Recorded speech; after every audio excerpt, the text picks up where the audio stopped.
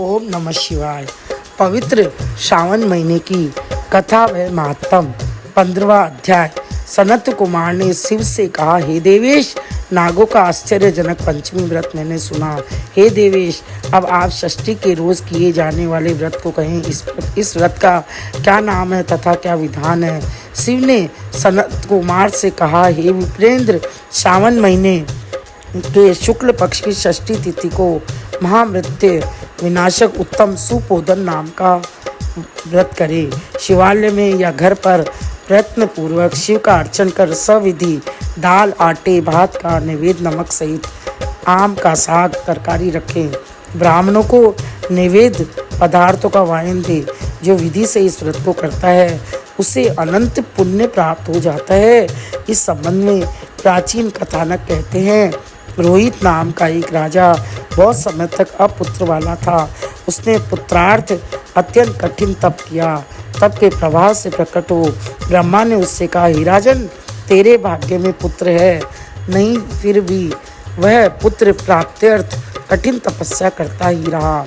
संकट में होकर ब्रह्मा फिर प्रकट हो बोले, हे राजन, तुम्हें मेरा दिया हुआ जो पुत्र होगा वह अल्पायु होगा।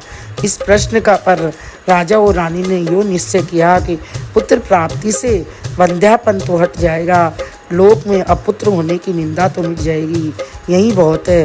ब्रह्मा के वरदान से शोक और हर्ष से युक्त पुत्र हुआ।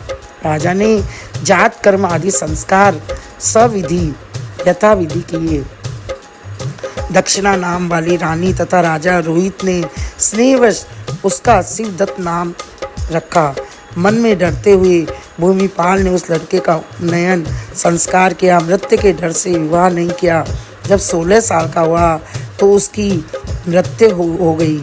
उस ब्रह्मचारी ने मरण की याद से राजा महत्ती चिंता में हो गया, क्योंकि जिस वंश में ब्रह्मचारी का मरण होता है उस वंश का क्षय हो जाता है तथा उसकी दुर्गति हो जाती है। सनत कुमार जी ने शिव से कहा, हे देवेश जगन्नाथ, आप इसका कोई उपाय नहीं?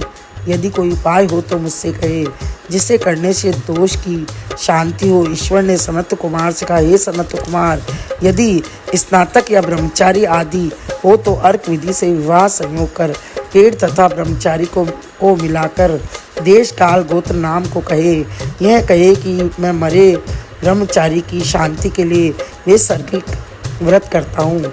देश काल को याद कर रहे मैं अर्क विवाह करूँगा। सोने से आभ्युदयिक कर पीपल शाखा और सबको हल्दी और तेल के द्वारा लेप कर पीले सूत से वेष्टित करे।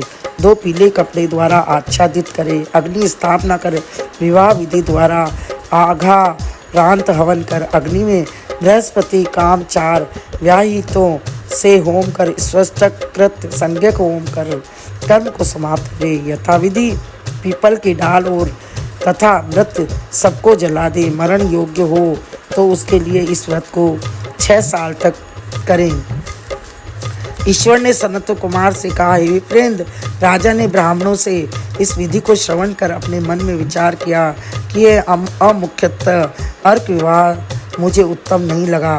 विवाह ही मुख्य होना चाहिए, वही उचित है, जिससे मेरे जीव के वास्ते कोई बालिका नहीं देता। मैं राजा हूँ तो जो कोई इसको अपनी लड़की देगा उसे मैं रत्न तथा बहुत धन दूंगा। उसके नगर में एक ब्राह्मण रहता था। वह दूसरे देश गया हुआ था। उसकी प्रथम मृत पत्नी से एक लड़की थी। दूसरी विवाहिता स्त्री बहुत दुष्टा थी। उसने डाह से और बहुत द्रव्य से लोभ के कारण लड़की को देने की इच्छा प्रकट की।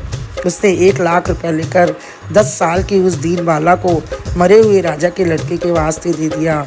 उस बाला को लेकर वे सब नदी के किनारे शमशान में गए।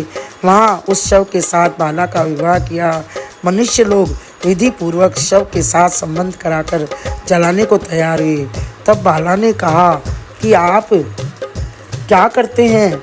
बाला की ऐसी वाणी को श्रवण कर वे सब दुखित हो गए हो बोले, यह तेरा स्वामी है, इसी की देह को जला रहे हैं। यूँ सुनकर स्वभाव से डरती हुई वह रोने लगी और कहने लगी, आप मेरे स्वामी को क्यों जलाते हो? मैं जलाने नहीं दूंगी। ये सब लोग जाएं, अकेली मैं यहाँ रहूँगी। यह जब उठेंगे तब इनके साथ ही आऊँगी। जाऊंगी यहाँ से। बालिका का ऐसा हट देखकर सब करुणा से आद्राचित हो चले गए। जो प्रारब्धवादी वृद्ध लोग थे उन्होंने कहा, हो अत्यंत कष्ट है, किसी का भावी कर्म नहीं जान सकते। दीन संरक्षक दयालु भगवान क्या करेंगे। निराश्रय वाला यह कन्या सपत्नीय भाव द्वारा दूसरी सौतेली माँ से बेची गई है। अतः कदाचित देव रक्षक हो, तभी इस बालिका को तथा इस मरे हुए राजकुमार को हमें जलाना नहीं चाहिए। यदि आप सबको हमारी बात अच्छी लगती है तो हम यहाँ से घर चले। ऐसा विचार कर सब अपने अपने घर को लौट आए और वह भय विवल हो अकेली बालिका शिव और पार्वती को याद करती हुई बाल स्वभाव से न जानती हुई कि ये क्या है, यूँ कह विमलय हुई। उसकी याद मात्र से करुणा परिपूर्ण सर्वज्ञ पार्वती और शंकर जल्दी वहाँ पर आए। तेज पुंज वृषभ पर सवार हुए शंकर पार्वती को देखकर उसने प्रणाम किया, पर ये देवता है ऐसा उसको ज्ञान तथा उसके आ जाने से उसे बहुत आश्वासन हुआ तथा उनसे बोली, क्या मेरे स्वामी उठेंगे या नहीं। उसके बाल भाव तथा दया से आर्द्र शंकर पार्वती ने कहा, हे वाले, तेरी माता ने सुपोदन नामक का व्रत किया था।